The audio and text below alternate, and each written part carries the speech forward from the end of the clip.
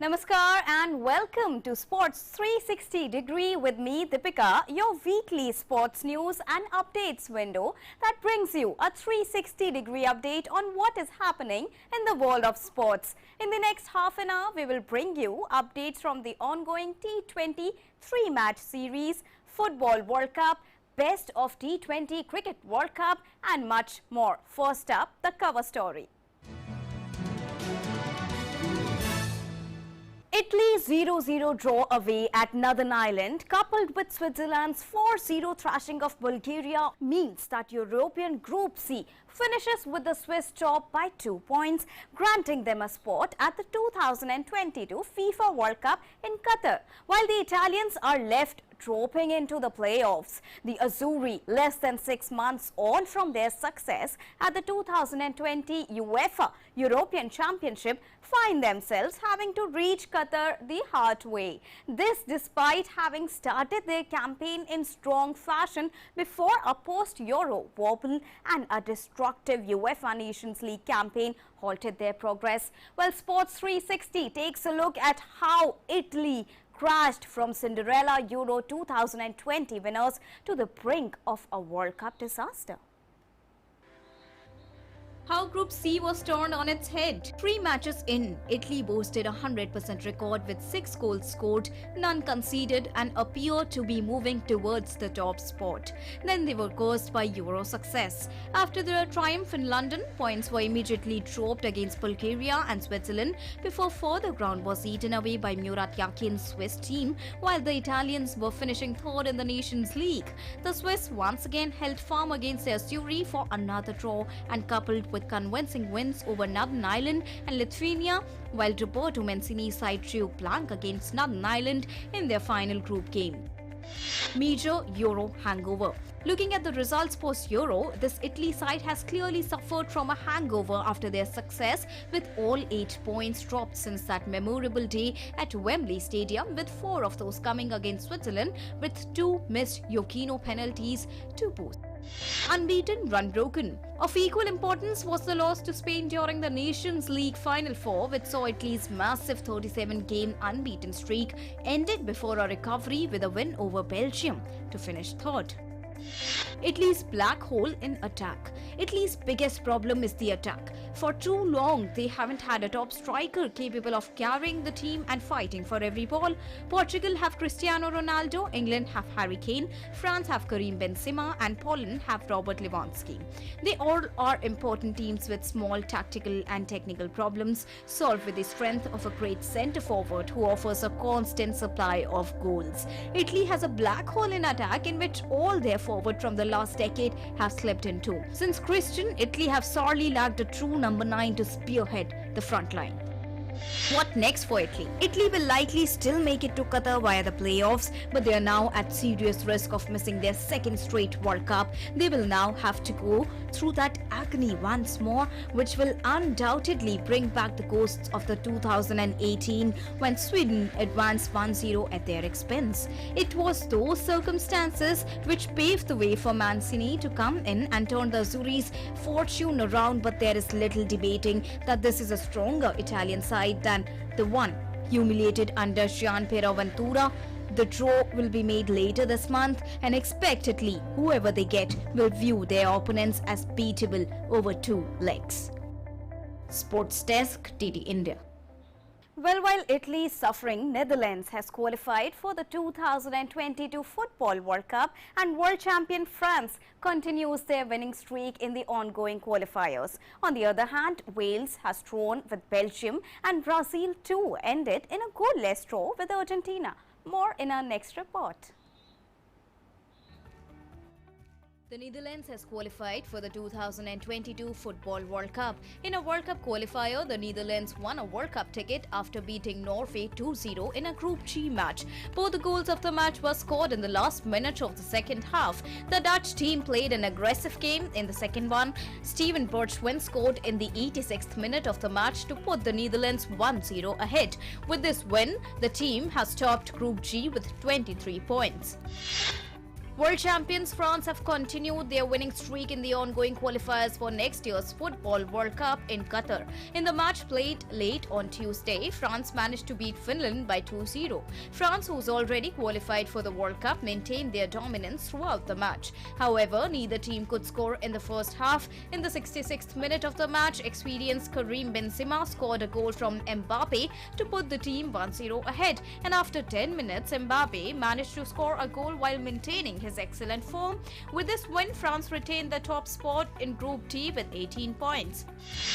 In another World Cup qualifier, world number 1 Belgium had to be content with a 1-1 draw with Wales. After this draw, Wales will now have to play in the playoffs to qualify for the World Cup. Belgium star midfielder Kevin De Bruyne scored in the 12th minute to put the team 1-0 ahead. In the 32nd minute, Moore brought Wales level with a goal. Neither team could score in the second half. Belgium has already qualified for the World Cup. The match between Brazil and Argentina in the South American World Cup qualifier ended in a goalless draw. Throughout the match, both the teams were seen trying to score goals. After this match was drawn, Brazil remains on top while Argentina is in second place. With this, both the teams have also maintained their invincible streak. Argentina team is unbeaten from 27 matches. Brazil is the only team in the South American group to have qualified for the World Cup so far. Bolivia beat Uruguay 3-0 in the South American qualifier itself. After this defeat, it has become very difficult for Uruguay to qualify for the World Cup. Sports Desk, DD India. Well, Steven Gerrard, the iconic Liverpool player who has now become a coach, is all set to produce some great records with his recent stint as manager of Aston Villa. Well, Gerrard has not only been an acclaimed player of Liverpool FC, but has edged a new chapter in the history of football. Take a look at our next report to know all about Gerrard's journey from Liverpool to Aston Villa. The Premier League has been producing great talents since ages. It not only brings the sport of football closer to the sports fans, but also brings the best of every aspiring athlete and showcases it to the world unbiased. One of them is Steven Gerrard, who served as the captain of Team Liverpool from the year 2003 to the year 2015. Steven Gerrard, who's back on the fields but this time as a coach for Aston Villa, has been one of the greatest captain in the history of Premier League. Let's take a look at Gerrard's iconic journey. Born on May 30th in the year 1980 in England's Weston, England, Steven Gerrard was considered one of the most complete footballers in the world in the early 2000s. Gerrard was discovered by his local upper division football club, Liverpool FC, at the age of 9. He played for Liverpool's youth squad and signed a professional contract with them at the age of 17. His first team debut came in the year 1998 and he became a regular contributor the following year. Gerrard had established himself as a star midfielder by the 2000-2001 season when Liverpool won the League, Football Association and the Union of European Football Associations Cups, and Gerrard earned England's Young Player of the Year honours. Gerrard was named Liverpool's captain in the year 2003 when he was just 23 years old. In the 2004-2005 season, he led Liverpool to the club's first Champions League title in 21 years, scoring a key goal in Liverpool's dramatic 3-goal comeback against AC Milan in the finals. Gerrard then helped Liverpool win both the 2005-2006 FA Cup and the UEFA Super Cup, and he was named the Professional Footballers Association Player of the Year at season's end.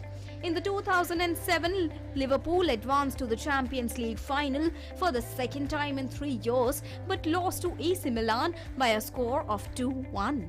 Gerrard scored a career-high 24 goals in the 2008-9 Premier League season, which netted him the Football Writers Association Footballer of the Year award.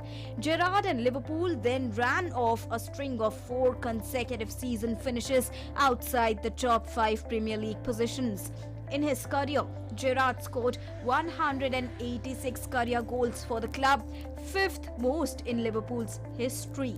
Gerrard was also made a member of the Order of the British Empire, which is also known as the MBE, in the year 2006. The 41 years old has attracted many admirers in the game for his work in transforming the fortunes of the Glasgow Giants while also implementing an attractive attacking style of football. Steven Gerrard is now writing a fresh chapter with his stint with Aston Villa as the head coach this time. Sports Desk, TD India. Let's now talk about cricket. KL Rahul and Rohit Sharma struck half-centuries to set the base for a comfortable chase against New Zealand in Ranchi, with India winning the second T20 international by 7 wickets and taking an unassailable 2-0 lead to seal the 3-match series. After limiting New Zealand to a below-par 153 for 6, powered by the century stand for the opening wicket, the hosts overhauled the target in 17.2 overs at the JSCA International Stadium complex. Rahul scored a strokeful 65 off 49, an innings that featured 6 fours and 2 sixes. He fell trying to rush his team towards the target in the 14th over, but not before adding 117 runs with his captain, who made 55 of 36 and fell to a rather soft dismissal. Rohit Sharma struck just 1-4 but peppered the Ranchi night sky with 5 sixes. India and New Zealand are all set to face each other in the third match of their 3-game T20 international series. The clash will take place on Sunday at the Eden Gardens in Kolkata, and India, led by Rohit Sharma, have already taken an unassailable 2-0 lead in the series. In the second T20 match, the men in blue defeated the Black Caps by 7 wickets at the JSCA International Stadium complex in Ranchi. Ishan Kishan or Ruturaj Gaikwad can now be given an opportunity for some game time at the top of the order, while Venkatesh Iyer may move up the order as well. R. Ashwin has been the best bowler for India in the 2 matches. However, with the series already won, India may bring up young pace battery like Avesh Khan for his debut. Harshal Patel delighted the fans on the team with his player of the match performance in the second T20 international on his debut.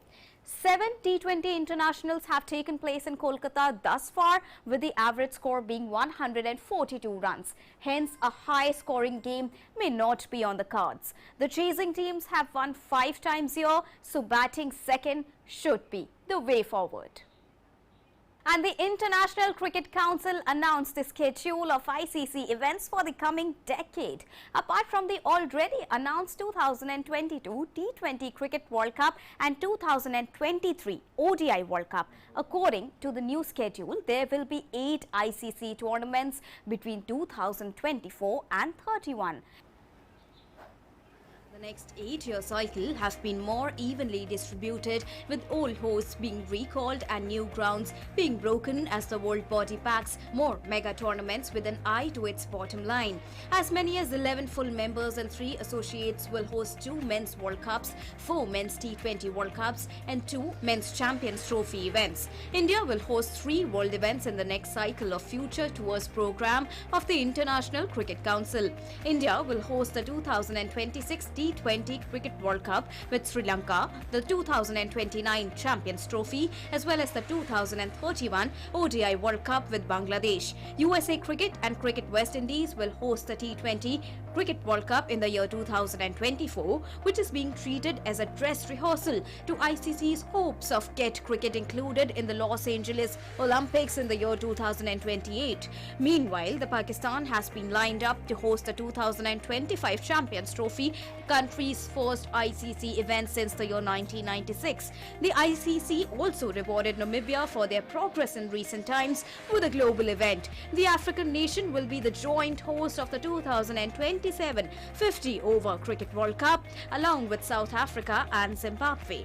The hosting rights, the ICC said, are subject to completion of the host agreements, and the ICC will now work closely with the members to finalize arrangements. In all, 17 members submitted a total of 28 proposals to host the 8 ICC men's white ball events scheduled in the cycle.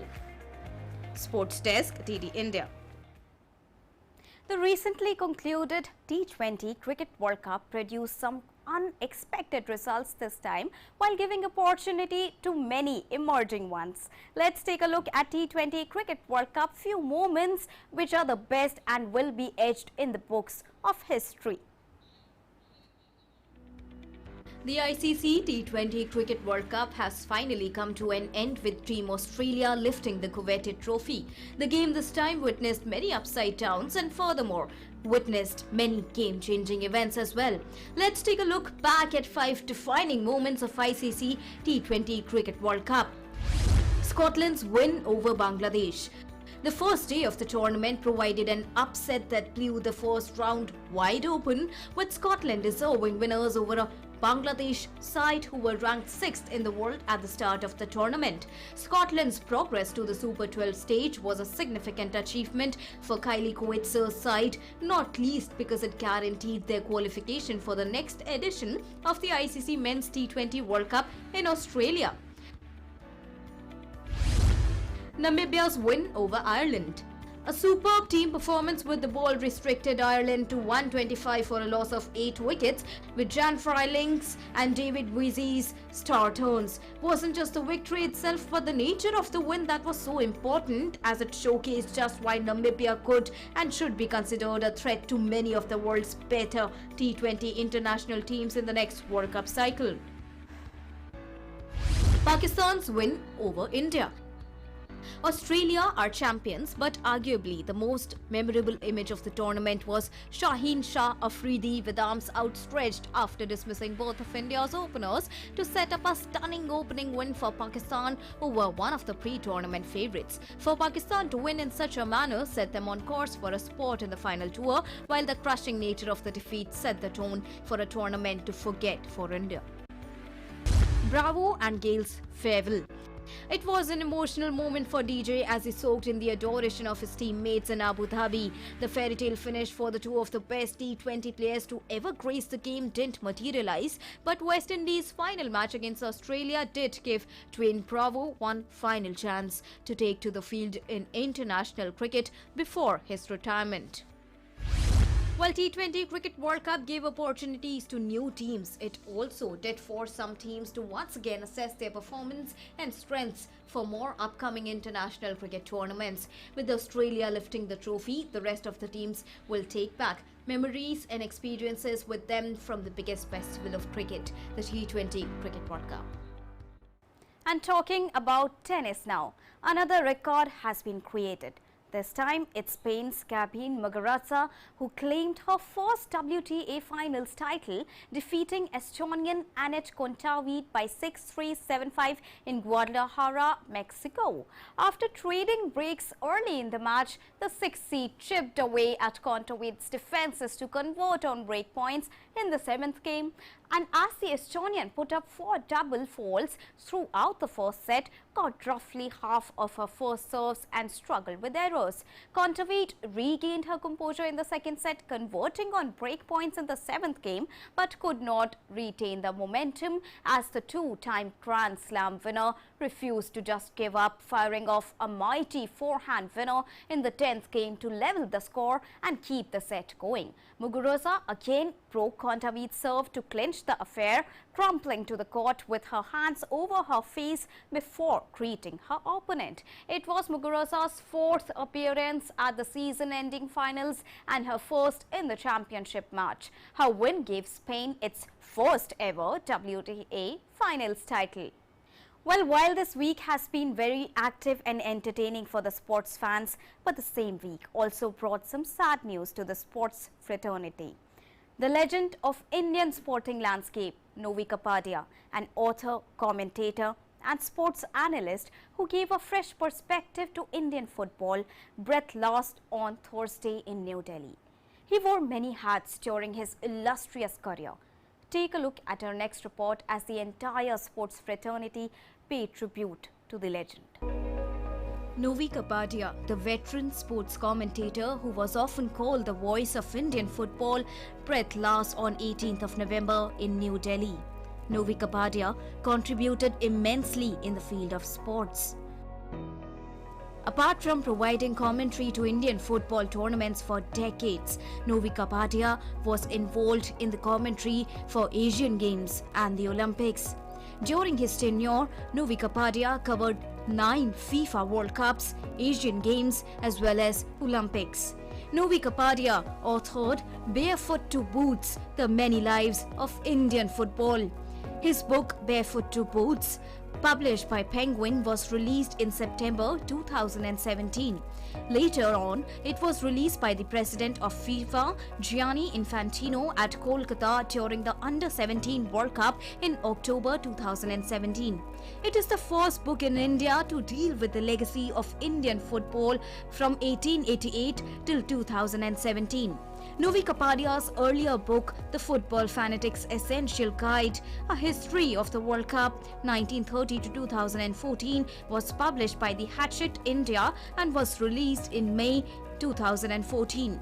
Kapadia's other sports books are Enduring Legacy, Parsis of the 20th Century, edited by Dr. Nawaz Moti, Volume 4, Sports and Cricket, that was released in January 2006. Sporting Legacies in India, Mohan Bagan's 1911 Football Victory versus Olympic Hockey Medals, published in the field of play, Sports Literature and Culture, Orange Black Swan, in the year 2015. Novi Kapadia was also a member of Monitoring Committee of the Union Ministry for Sports and Youth Affairs in 2014 till 2018. Novi Kapadia selected candidates for the annual Dronacharya and Dhyan Chand Awards and Lifetime Dronacharya Awards. Novi Kapadia also served as the Deputy Proctor of the University of Delhi, Deputy Chairperson of the Sports Board of the University of Delhi, and retired as an Associate Professor and Convener of the Department of English for SGTB Khalsa College. Throughout his life, Novi Kapadia not only contributed millions of hours in the field of sports, but also gave a fresh perspective to sports fans on the subject of football as a whole. The name will now be etched in the books of history for his immense contribution in the field of sports. Sports Desk, DD India. A loss to the sports fraternity indeed. Well, in another news update from cricket, RCB favourite and legend AB de Villiers has announced retirement from all forms of cricket and fans are all teary. The cricketer made the announcement on Twitter while thanking his fans for their love and constant support. South African legend AB de Villiers on Friday announced retirement from all forms of cricket, bringing curtains down on an illustrious career. The 37-year-old made the announcement on Twitter, ending a 17-year career which saw him play in 114 tests, 228 ODIs and 78 T20 internationals for the Proteas. AB de Villiers thanked his supporters and fans for their support and love. In a tweet, he said, "It has been an incredible journey, but I have decided to retire from all cricket. Ever since the backyard matches with my older brothers, I have played the game with pure enjoyment and unbridled enthusiasm. Now at the age of 37, that flame no longer burns so brightly." A cricketer with overflowing talent and the temperament to back it up. A fielder able to leap tall buildings and still come up with the catch, and who will happily move behind the stumps into the wicketkeeper spot if needed. A fine rugby player, golfer and tennis player. AB de Villiers has emerged as one of South Africa's greats. De Villiers made his debut against England in the year 2004 when he was picked after 16 first-class matches. He was later moved into the middle order and asked to keep wicket. De Villiers has batted everywhere from number 1 to number 8 and performed well in most of those positions. After a brief slump in form in 2006 and 7, De Villiers returned early in 2008 with a blistering 103 not out of 109 balls in Durban against West Indies. Later that year, he became the first South African to score a double century against India with his undefeated 217 at Ahmedabad. He topped that up with 174 at Leeds in South Africa's first series win in England since readmission and a 106 against Australia in Perth in the country's first series win in Australia post readmission. That was De Villiers' best test year with 1,061 runs at 58.94. He first came close to that again in the year 2010 when he scored 996 runs in the calendar year. His 278 against Pakistan in Abu Dhabi gave him the highest individual score by a South African in Test cricket. That same year, De Villiers also struck 3 successive ODI centuries, 2 against India and 1 against West Indies. The second time he came within touching distance of 4 figures in a Test calendar year was in 2013 when he scored 933 runs to ensure South Africa kept the Test mace they won in 2012. Despite inspirational leadership from De Villiers, who routinely called him as the best at the tournament, South Africa bowed out at semi-final stage. The one stage De Villiers did not set alight was international T20 cricket, where he often found himself batting too low in the lineup and with not enough time to make an impact. He rectified that through the Indian Premier League, where he was one of the Royal Challenger Bangalore's most successful players. In a memorable match in the year 2014 of the competition, AB de Villiers smacked his countryman Steyn for 23 runs in 1 over. While his versatility made him one of the best bats across all formats of the game, his mere presence has come as a shot in the arm for RCB, who are still in search for their maiden IPL title. Sports Desk, DD India. And as we come towards the end of our weekly special program, Sports 360 Degree, leaving you with some breathtaking visuals from the X Project 2.0 that took place in the scenic, mountainous and Yachten region of the Swiss Alps. The event sees skiers, snowboarders, kite surfers and much more. So take a look and don't forget to keep watching DD India to keep a track of all that is happening in the country and the world. Bye-bye.